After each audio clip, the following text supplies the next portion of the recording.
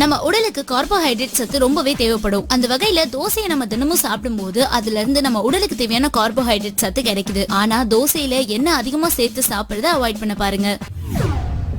தோசையை நம்ம சாப்பிடுறதுனால அதுல விட்டமின் மினரல்ஸ் எல்லாம் நம்ம உடலுக்கு கிடைக்குது. ஆனா அதே தோசையை நம்ம சாம்பாரோட சேர்த்து சாப்பிட்டோம்னு வச்சுக்கோங்களேன், இந்த விட்டமின் மினரல் மட்டும் இல்லாம புரோட்டீனும் அதிகமாவே கிடைக்கும். தோசையில பாத்தீங்கன்னா நிறைவுற்ற கொழுப்பு கம்மியா தான் இருக்கு. சோ இது நம்ம காலை உணவுல சேர்த்து சாப்பிடும்போது நம்ம இதயத்தை பாதுகாக்கும். குறிப்பா இதுல எண்ணெய் நம்ம அதிகமா சேர்த்து சாப்பிட்டோம்னா நம்ம இதயத்துல பாதிப்பு உண்டாக்குறதுக்கும் நிறைய வாய்ப்பு இருக்கு. சில பேருக்கு பாத்தீங்கன்னா ராகி கம்பெல்லாம் வெறுமனே சாப்பிட பிடிக்காது. ஆனா அந்த மாதிரி இருக்கவங்க தோசையில இது கலந்து சாப்பிட்டீங்கன்னா உங்க உடலுக்கு தேவையான சத்துக்கள் கிடைக்கும். அது மட்டும் இல்லைங்க, உங்க உடல் ஆரோக்கியமும் நல்லா இருக்கும்.